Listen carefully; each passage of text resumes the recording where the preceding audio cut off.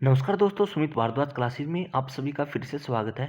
आज हमारा ईवीएस का एस्टेट से रिलेटेड नेक्स्ट टॉपिक रहेगा पॉलीमर्स। टॉपिक काफ़ी बड़ा है, पर जो आपके एस्टेट में आने वाला पार्ट है वही हम करेंगे। तो एस्टेट में काफ़ी लिमिटेड पूछता है, तो वही हम करने वाले हैं। तो जिस भी बच्चे को ईवीएस के नोट्स चाहिए, नीचे डिस्क्रिप्शन में व्हाट्सअप नंबर मिलेगा, आप वहां जाकर मैसेज भी कर सकते हैं। तो आपको जो भी फीस होगी वो बता दिया जाएगा। इसमें आपको भाई नोट्स की पीडीएफ तो मिलेगी ही, साथ में जितनी भी हमने क्लास की हैं क्लास की पीडीएफ भी मिलेंगी। साथ में जो साइंस के टॉपिक आने वाले हैं ईवीएस के अंतर्गत जो आते हैं वो भी हम देने वाले हैं। और प्रैक्टिस जो भी क्वेश्चन है जो हमारे प्रीवियस ईयर के पेपर हो गए वो 2011 से लेकर सभी वो भी मिल जाएंगे। तो चलिए बात करते हैं पॉलीमर्स। पॉलीमर्स होता क्या है, इसके बारे में बात करेंगे।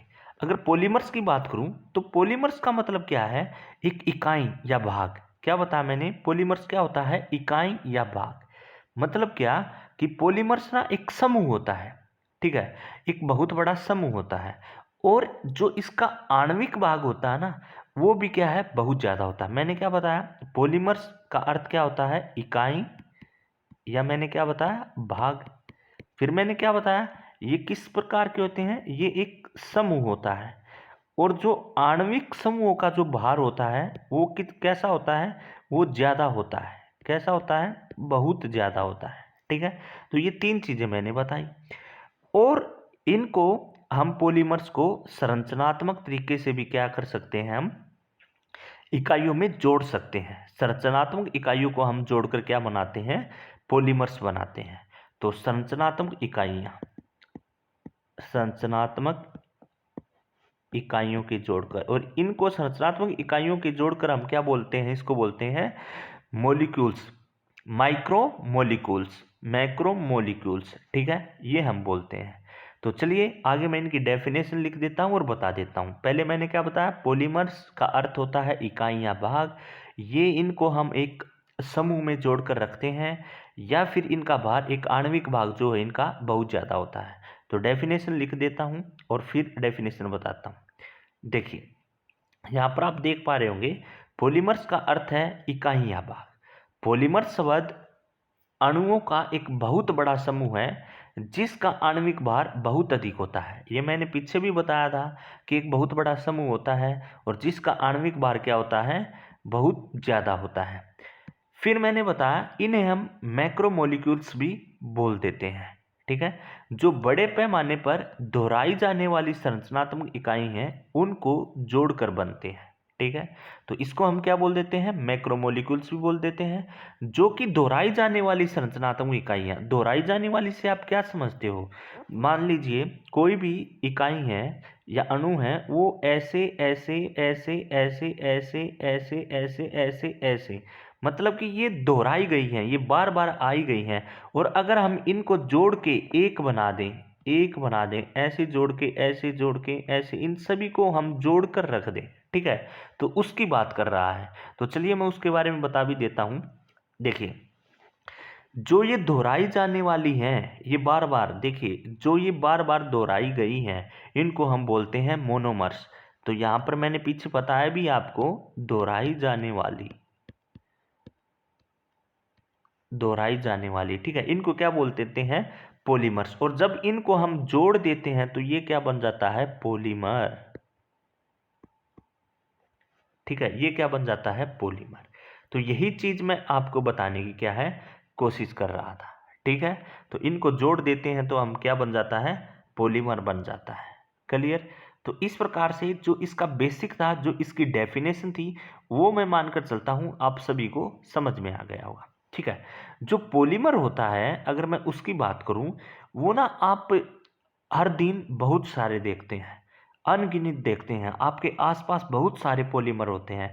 जैसे कि मैं बताऊं, नाइलॉन हो गया, पॉलीएथीन हो गया, मेलामाइन हो गया, पॉलिस्टर हो गया, जो प्राकृतिक रबड़ होता है वो भी इसी के अंतर्गत आता है। तो हमारे आसपास भी हमको बहुत सारे पॉलीमर क्या है, देखने को मिलते हैं। ठीक है, एक बार मैं थोड़ा और बता देता हूं, पॉलीमर दो प्रकार का होता है, या दो प्रकार के बारे में हम जानते हैं।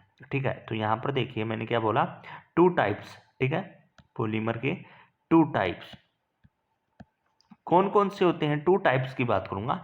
एक होता है प्राकृतिक बहुलक और एक होता है सिंथेटिक बहुलक। ठीक है, तो इस प्रकार से हमको लगभग 2 प्रकार के हमको यहाँ पर देखने को मिलते हैं। ठीक है, तो मैंने क्या बताया, एक तो मैंने बताया आपको प्राकृतिक बहुलक। ठीक है, पहला पॉलीमर मैंने बताया प्राकृतिक बहुलक।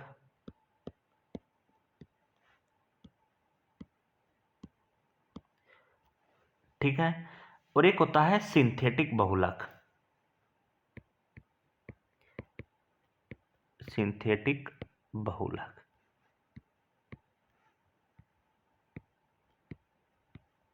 ठीक है, अब आप जानेंगे प्राकृतिक बहुलक क्या होते हैं, इसके बारे में हम पढ़ते हैं थोड़ा। ठीक है, देखिए प्राकृतिक बहुलक वे बहुलक जो हमको पौधों और जानवरों में पाए जाते हैं। क्या बोला मैंने, वे बहुलक जो पौधों प्लस जानवरों में पाए जाते हैं वो क्या कहलाते हैं, प्राकृतिक बहुलक कहलाते हैं। जैसे कि प्रोटीन, यहाँ पर मैं लिख भी सकता हूँ एग्जाम्पल के तौर पर, जैसे प्रोटीन हो गया, जैसे कि सेलुलोज हो गया,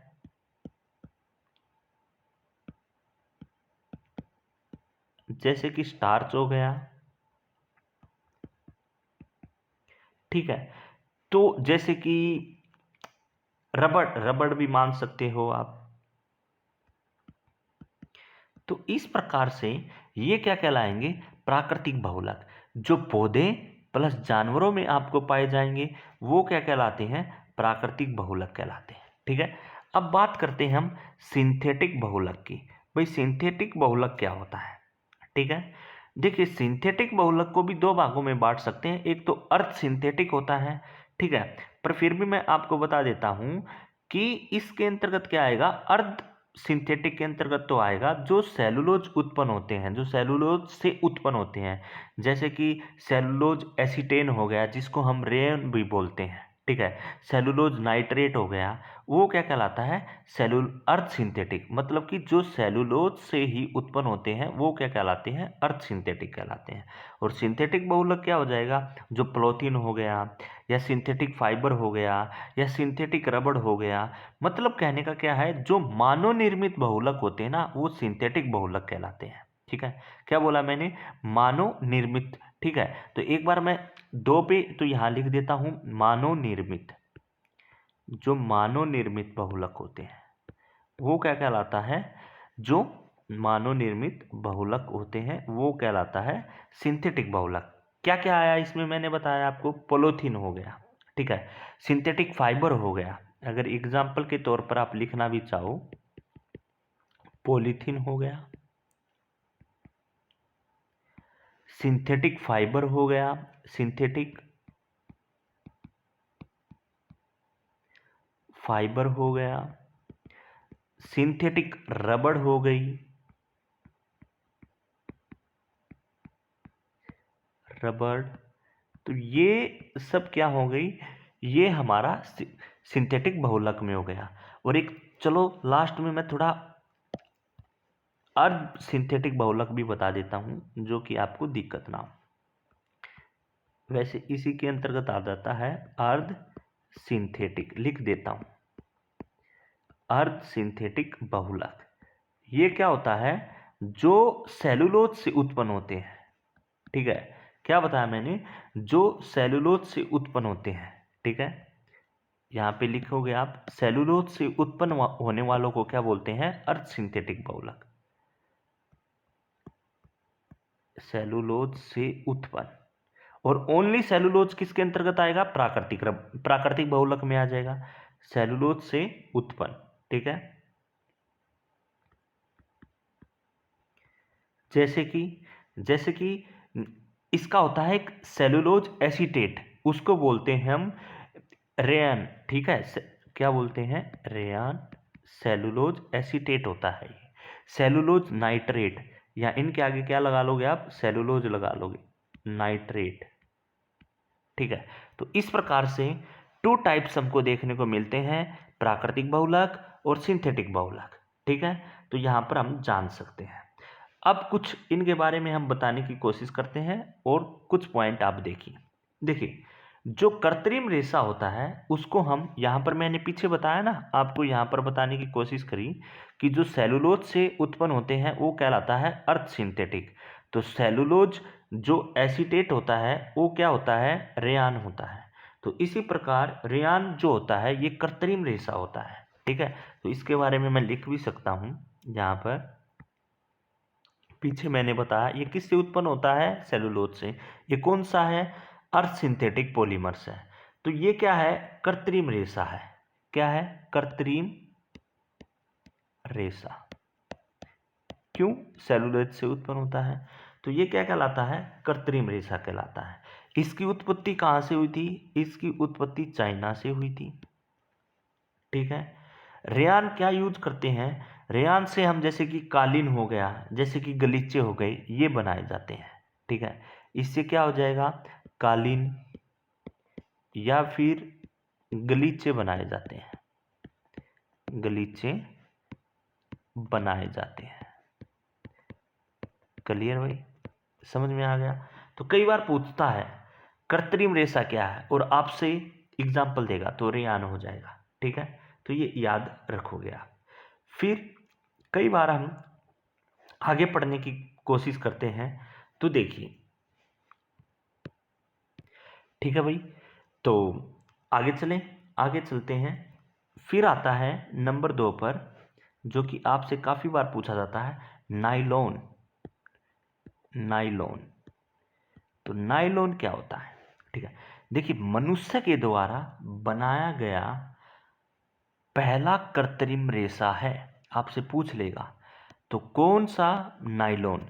मनुष्य के द्वारा पहला कृत्रिम रेशा है, वह क्या है, नाइलॉन है। तो यहां पर लिख सकता हूं, मनुष्य द्वारा बनाया गया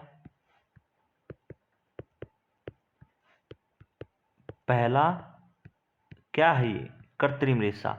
कई बार पेपर के अंतर्गत डायरेक्ट देगा आपका स्टेट के अंतर्गत कि कृत्रिम रेशा कौन सा है जो मनुष्य के द्वारा बनाया गया। ठीक है, कृत्रिम रेशा तो रेयान भी था, पर जो मनुष्य द्वारा बनाया गया वो कौन सा है, नाइलॉन है।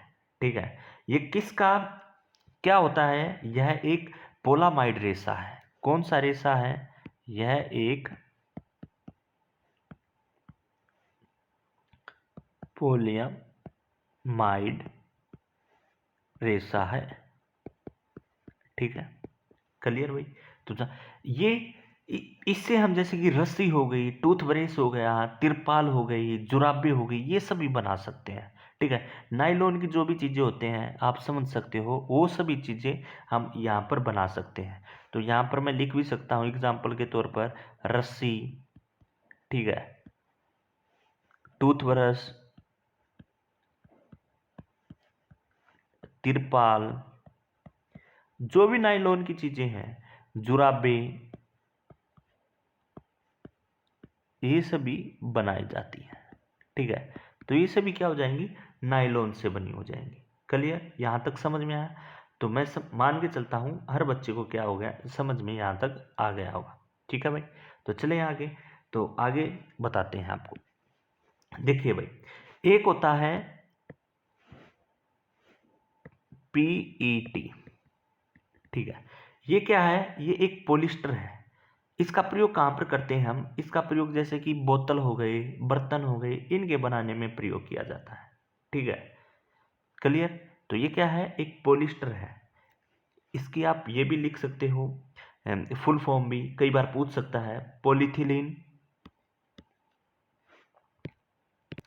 ठीक है भाई, तो पीईटी क्या होता है, ये एक पॉलिस्टर है। यह क्या है, एक पॉलिस्टर है,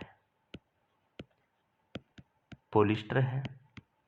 ठीक है, इसका प्रयोग कहाँ पर करते हैं हम, बोतलें बनाने में या बर्तन बनाने में किया जाता है। अगर इसके प्रयोग की बात करें तो इसका प्रयोग कहाँ किया जाता है, बोतलें बनाने में, बोतलें या फिर बर्तन बनाने में।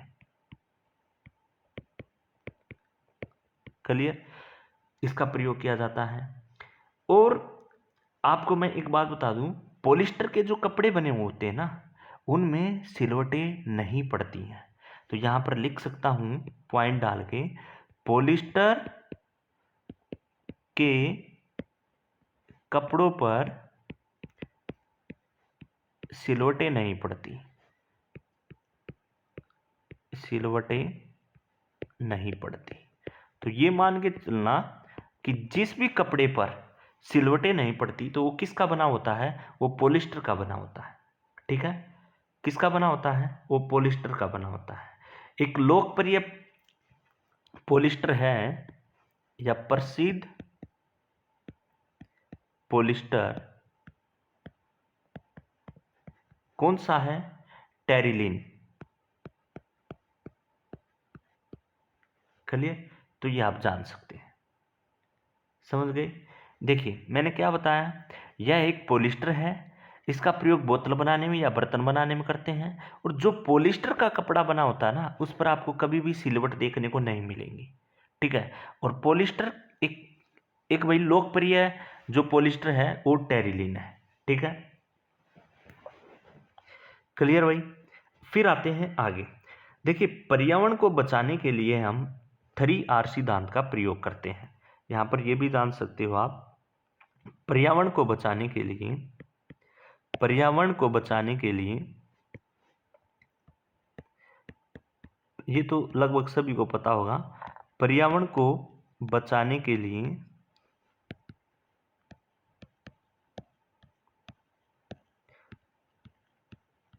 किसका प्रयोग करते हैं, 3R का।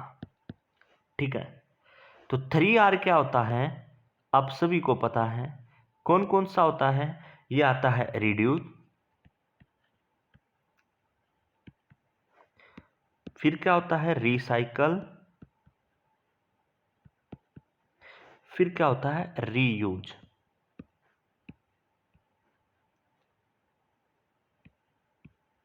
ठीक है, 1R, 2R, 3R। तो इस प्रकार से कई बार पूछता है कि पर्यावरण को बचाने के लिए किसका प्रयोग किया जाता है, 3R का प्रयोग किया जाता है। ठीक है, वो 3R कौन कौन से हैं, रिड्यूस, रिसाइकल, रीयूज। ठीक है भाई, क्लियर। तो यहां तक समझ गए होंगे। फिर मैं आपको बताता हूं कि प्लास्टिक के प्रकार, कई बार यहां से भी पूछ सकता है, प्लास्टिक के प्रकार। अब प्लास्टिक के प्रकार के बारे में जानने की कोशिश करते हैं। लगभग 2 प्रकार का हमको प्लास्टिक देखने को मिलता है। कौन कौन सा, एक थर्मोप्लास्टिक, एक थर्मोसेटिंग। ठीक है, तो यहां पर मैं बोल सकता हूं, या फिर यह भी बोल सकता हूं कि पॉलीमर के प्रकार भी बोल सकता हूं। ठीक है, थर्मोसेटिंग और थर्मोप्लास्टिक पॉलीमर। तो या प्लास्टिक भी लिख सकता हूं, या फिर मैं ये भी लिख सकता हूं,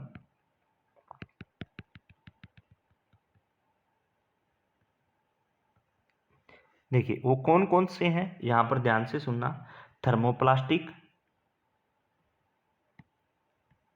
थर्मोप्लास्टिक,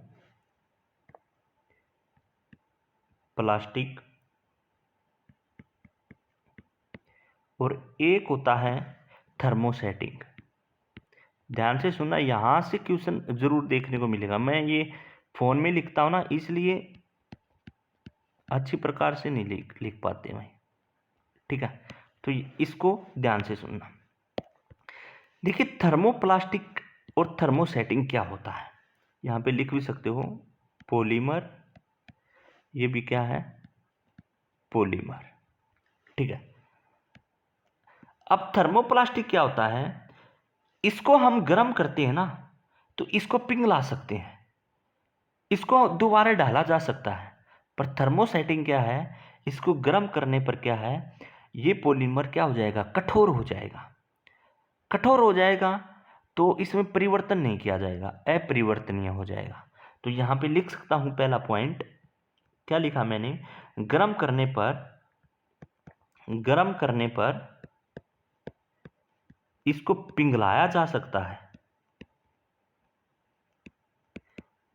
पिघलाया जा सकता है।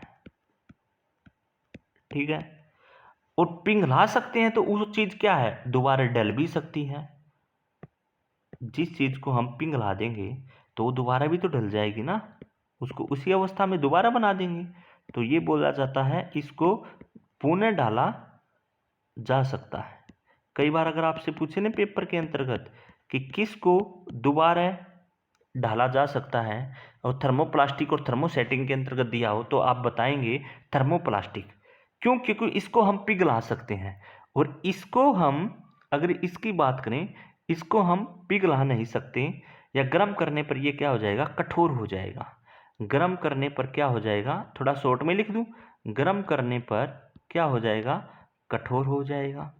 ठीक है, अगर गर्म करने पर कठोर हो जाएगा तो मैं बोल सकता हूं कि यह अपरिवर्तनीय रूप है, इसको दोबारा ढाल नहीं सकते हम। ठीक है, क्या हो जाएगा, अपरिवर्तनीय, इसको दोबारा नहीं डाला जा सकता। ठीक है, तो अपरिवर्तनीय रूप है। क्लियर? तो ये क्या है, अपरिवर्तनीय रूप है। ठीक है भाई। फिर कई बार पूछता है आपसे कि थर्मोप्लास्टिक होता है कैसा होता है, ये नरम होता है, कमजोर होता है, और इसको दोबारा डाल सकते हैं, तो ये तन्य भी होता है। तो यहाँ पे लिख सकता हूँ मैं, ये नरम होता है, ठीक है, ये कमजोर होता है, या फिर जो तन्य होता है ना, तन्य होता है। और ये कैसा होता है, ये कठोर होता है, मजबूत होता है, कठोर हो गया, ठीक है, मजबूत हो गया, ठीक है भाई, भंगूर हो गया। तो इस प्रकार से ये हमको मिलता है। अगर और बात करें तो ये मैंने बता दिया है कि थर्मोप्लास्टिक को पुनर्निर्मित किया जा सकता है और थर्मोसेटिंग को नहीं किया जा सकता है। तो ये मैंने लिख भी दिया है। ठीक है, ये थर्मोप्लास्टिक क्या होता है, योगात्मक बहुलीकरण होता है, और थर्मोसेटिंग क्या होता है, संघनन बहुलीकरण होता है। तो यहाँ पर लिख सकता हूँ मैं, योगात्मक बहुलीकरण द्वारा बनता है या निर्मित होता है, बहुली, ठीक है, और ये कौन सा होता है, संघनन।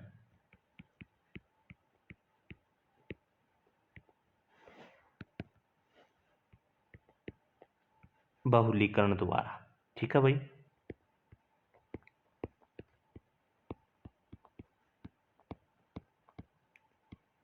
ठीक है, तो ये होता है। फिर कई बार ये भी पूछ सकते हैं कि कौन सा नेटवर्क होता है थर्मोसेटिंग। थर्मोसेटिंग की बात करूंगा तो थर्मोसेटिंग होता है त्रिआयामी नेटवर्क, त्रिआयामी नेटवर्क।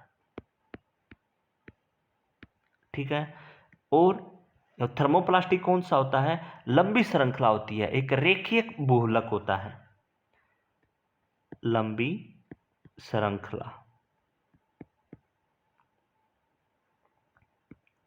या फिर ये बोल सकता हूं कि जो रेखिक बहुलक,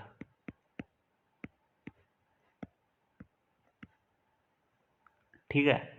अब आपसे एग्जाम्पल पूछ सकता है कि थर्मोप्लास्टिक के एग्जाम्पल बताइए, तो आप बता सकते हो नाइलॉन हो गया, टेफ्लॉन हो गया, पॉलीप्रोपाइलीन हो गया। तो यहाँ पे एग्जाम्पल इसके देखना बहुत जरूरी है। एक्रिलिक, इसका एग्जाम्पल कौन सा होता है, एक तो सबसे पहले आप लिखेंगे एक्रिलिक। इसके बारे में भी मैं बता देता हूं, जो आप ना ये सर्दियों में कपड़े पहनते हो ना, जो स्वेटर पहनते हो सर्दियों के अंतर्गत, वो आर्टिफिशियल फाइबर एक्रिलिक की बनी होती हैं। ठीक है, तो ये भी आप याद रख लेना। ठीक है, और ये किसका उदाहरण है, थर्मोप्लास्टिक पॉलीमर का उदाहरण है। फिर आ जाएगा पॉलिस्टर। ठीक है, और याद रख सकते हो आप नाइलॉन, अगर और याद रखना चाहो टेफ्लॉन। ठीक है, तो ये सभी एग्जाम्पल इसी के अंतर्गत आएंगे। ठीक है, पॉली स्टाइनिन भी इसी के अंतर्गत आता है। पर आपसे ज्यादातर तो यही पूछेगा, नाइलॉन पूछ लेगा, टेफ्लॉन पूछ लेगा, एक्रिलिक पूछ लेगा, तो ज्यादातर तो यही देखने को मिलते हैं। ठीक है, अब थर्मोसेटिंग के कौन कौन से हो जाएंगे, जैसे सिलिकॉन हो गया। ठीक है, तो क्या बताया मैंने, सिलिकॉन। क्लियर भाई। इपॉक्सी हो गया। ठीक है, इपोक्सी कई बार आपने देखा भी होगा, जो आप घरों में टाइल लगाते हो ना, उनके बीच में जो गैप फिल होता है, वो कई बार आप देखना इपोक्सी का होता है। जो टाइल वाला डब्बा मंगाता है ना, घर के अंतर्गत जो टाइल लगाते हैं, फ्लोर पे जो टाइल लगाते हैं, तो वो इपोक्सिक उसके अंतर्गत भरता है, और वो इतनी टाइट हो जाती है फिल करने के बाद आप नॉर्मल तरीके से निकाल नहीं सकते।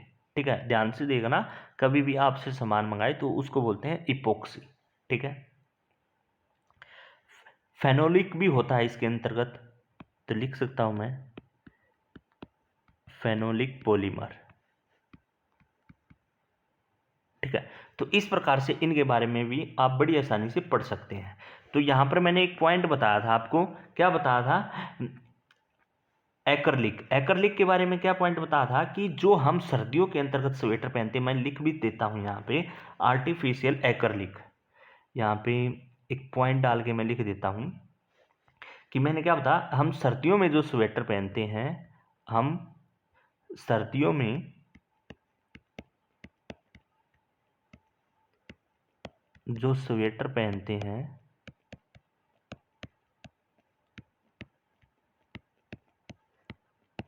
वो वे किसकी बनी होती हैं, वे आर्टिफिशियल फाइबर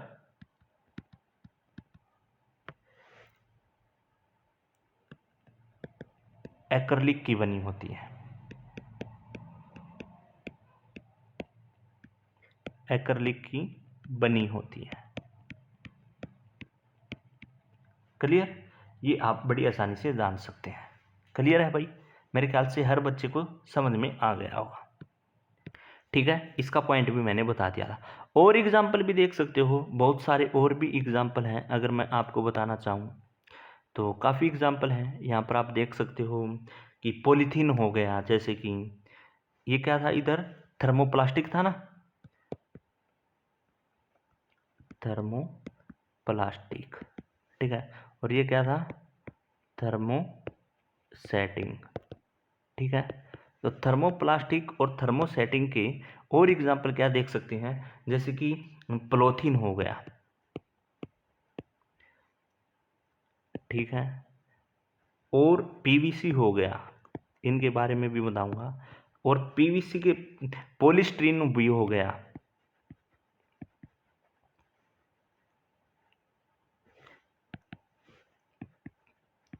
ठीक है, इसी प्रकार आप थर्मोसेटिंग में भी देख सकते हो। अगर थर्मोसेटिंग की बात करूंगा तो बेकेलाइट हो गया।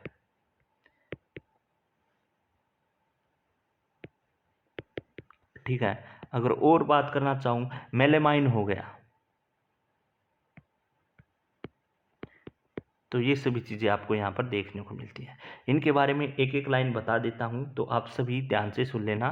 ठीक है, जैसे कि पॉलीथीन बताया, पॉलीथीन तो आप सभी को पता ही है, पॉलीथीन क्या काम आता है, थैलियाँ बनाने में काम आता है। तो इसके बारे में तो कुछ इतना खास नहीं है बताने के लिए, तो यहाँ पर चलो फिर भी लिख देता हूँ मैं, एक एक पॉइंट डाल के आपका रिविजन सा हो जाएगा थोड़ा, तो याद रहेगा लंबे समय तक। पॉइंट डाल देते हैं यहाँ पे, पॉइंट्स।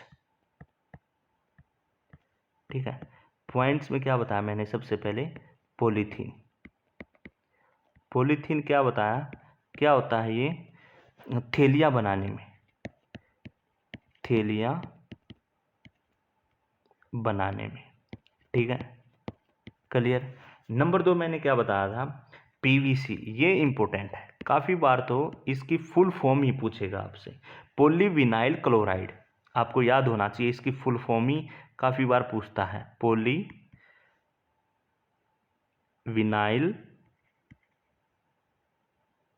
क्लोराइड। ठीक है, तो काफ़ी बार तो इसकी फुल फॉर्म ही हमको देखने को मिलती है। ये क्या काम आती है, इसका जो प्रयोग है ना, तारों का जो विद्युत रोधी है उसके रूप में करते हैं हम। ठीक है, तारों का विद्युत रोधी के रूप में हम क्या करते हैं, तारों पर हम किस में करते हैं, विद्युत रोधी के रूप में इसका प्रयोग करते हैं। क्लियर, कई बार इसकी डायरेक्ट फुल फॉर्म पूछेगा आपसे। ठीक है, जैसे मैंने तीसरा पॉइंट क्या बताया था, बेकेलाइट। क्या बताया था, बेकेलाइट। बेकेलाइट का प्रयोग कहाँ पर करते हैं, जैसे कि बिजली के जो स्विच होते हैं ना उसको बनाने में, बर्तन के जो हैंडल होते हैं उसको बनाने में, और कई बार आप देखोगे फोनोग्राफ रिकॉर्ड करने में, या फिर कई बार आपने जैसे कि जो फ्राइंग पैन नहीं होता, कुकर वाला होता है, तो उसका जो हैंडल बनते हैं ना उसका प्रयोग बनाने में भी किया जाता है, जो ब्लैक कलर का नहीं होता। जैसे आप कोई भी आपके पास क्या है, जैसे चाय बनाने का ही पतीला है, तो उस पे जो ब्लैक कलर का होता है जिसे आप पकड़ते हो, वो किसका बना होता है? वो बेकेलाइट का बना होता है। ठीक है, कभी आपने सोचा तो वो किसका बना होता है? बेकेलाइट का ही बना होता है। तो मैं लिख सकता हूँ कि बिजली के स्विच बनाने में और बर्तनों के हैंडल बनाने में, या फिर जो कंघे के अंतर्गत यूज होता है, कंघे के अंतर्गत भी इसी का यूज होता है, फोनोग्राफ रिकॉर्ड करने में भी इसी का यूज होता है। तो यहाँ पर लिख सकता हूँ इसका उपयोग हम जैसे कि कंघे बनाने में, या फिर क्या बोला मैंने, फोनोग्राफ रिकॉर्ड करने में, फोनोग्राफ रिकॉर्ड करने में, ठीक है। या फिर मैंने क्या बताया, जो बिजली के इलेक्ट्रिसिटी या बिजली के स्विच हैं उनको बनाने में, बिजली स्विच बनाने में,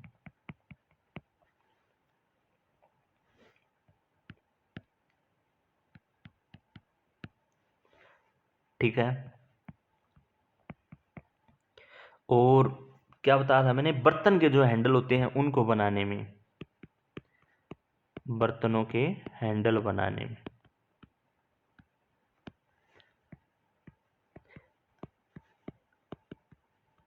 ठीक है भाई। तो इस प्रकार से आप याद रख सकते हैं। टेफ्लॉन भी मैंने बताया था एक पीछे, टेफ्लॉन किसके अंतर्गत उदाहरण था? थर्मोसेटिंग का उदाहरण था। और टेफ्लॉन का प्रयोग कौन से करते हैं? जो नॉन स्टिक के बर्तन होते हैं ना उनमें प्रयोग किया जाता है। यहाँ पर ये भी याद रख सकते हो आप, टेफ्लॉन, टेफ्लॉन नॉन स्टिक बर्तन बनाने में, ठीक है, या बर्तनों में होता है, ये बोल सकता हूं।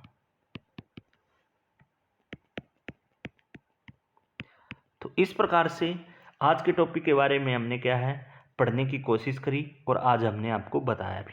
ठीक है, क्लियर भाई? तो लगभग आपका ये टॉपिक हो गया है, और आप इसके बारे में पढ़ सकते हो। हमने जो जो पॉइंट थे वो भी बताए। अगर एक दो पॉइंट और अगर बताना चाहो तो, वैसे तो टॉपिक की बात करेंगे, टॉपिक तो काफ़ी बड़ा है आपसे कई बार, पर जो हमारे पेपर में आने वाला है वही मैंने आपसे आप बताने की कोशिश करी है। ठीक है, कई बार आपसे जैसे कि और भी पॉइंट पूछ सकता है, जो काफ़ी पॉइंट बनते हैं जो आपके पेपर में एस्टेट के अंतर्गत नहीं पूछे गए हैं। ठीक है, एक बार एक दो पॉइंट और बता देता हूँ, अगर लगे हुए हैं तो हम एक दो पॉइंट और जान लीजिए आप। देखिए, जैसे एक आता है इलास्टोमर, इलास्टोमर, ठीक है, ये क्या होता है? ठीक है, और एक होता है रेसिंग, रेसे के बारे में भी थोड़ा बताएंगे। इलास्टोमर क्या होता है? ये पॉलीमर तो है ही, ये पॉलीमर किस प्रकार का होता है? लोचदार गुण का होता है, मतलब कि एक रबड़ की तरह, जो रबड़ लोचदार नहीं होती, लचीली, तो रबड़ की तरह होता है। ठीक है, तो याद कर सकते हैं। तो यहां पर मैं लिख सकता हूं ये लोचदार गुण होता है, किसकी तरह? रबड़ की तरह, रबड़ की तरह होता है ये। ठीक है, किसकी तरह होता है? रबड़ की तरह होता है। जो इसका अंतर आणविक बल होता है ना वो कमजोर होता है। यहां पे ये भी लिख सकते हो, आणविक बल, अंतर आणविक बल कैसा होता है? ये कमजोर होता है। इसका अंतर आणविक बल कैसा होता है? कमजोर होता है। उदाहरण तो मैंने बता ही दिया, रबड़ की तरह, या फिर यहाँ पे लिख भी सकते हो रबड़, इसके अंतर्गत कौन सा आएगा? रबड़।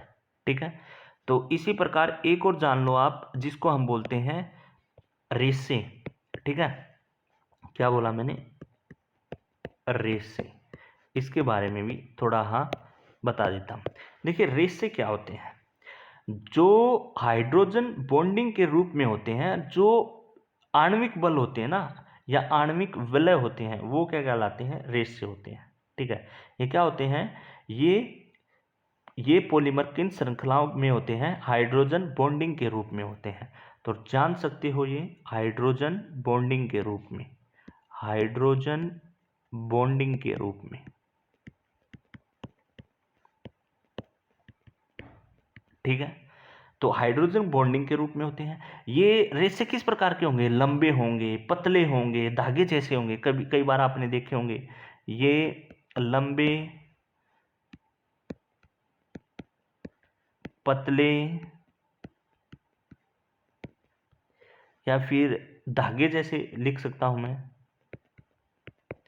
धागे जैसे होते हैं। ठीक है, तो ये लंबे होंगे, पतले होंगे, धागे जैसे होंगे।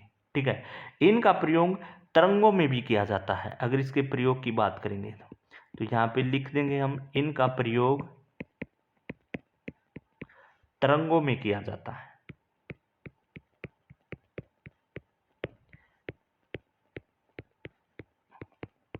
ठीक है भाई, इसका एक एग्जाम्पल पूछता है काफी बार, इसका एग्जाम्पल इंपोर्टेंट है, ध्यान से सुना, काफी बार पूछा जाता है। नाइलॉन 66 किसका एग्जाम्पल है? रेशे का। इसको याद रखना, नाइलॉन 66 किसका उदाहरण है? रेशे का है। फिर तो सिल्क हो गया, ठीक है, या फिर डेक्रोन हो गया,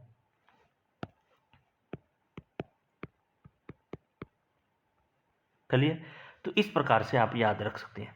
तो ये हमने आज का टॉपिक किया। वैसे मैंने काफ़ी चीज़ें लिख दी थी, इतना बड़ा नहीं होना चाहिए, 30 मिनट का ही बना है, तो आप बड़ी आसानी से कर सकते हैं। एक बार लास्ट के मिनट में मैं आपको रिवाइज करवा दूं थोड़ा, हम तो लास्ट एक बार रिवाइज करवा देता हूं। मैंने क्या क्या बताया? मैंने सबसे पहले बताया पॉलीमर क्या होता है। मैंने आपसे बात बताने की कोशिश करी, पॉलीमर क्या होता है। पॉलीमर पॉलीमर होता है क्या भाई? एक समूह होता है, और इसका अर्थ क्या होता है? इकाई या भाग होता है। ठीक है, हमने बात करी। फिर मैंने बताया कि जो अणु जो संरचनात्मक इकाइयों की तरह होते हैं उनको बोला जाता है मोनोमर्स। ठीक है, और इनको एक साथ जोड़ने को ही हम क्या बोलते हैं? पॉलीमर बोलते हैं। ये मैंने आपको बताया।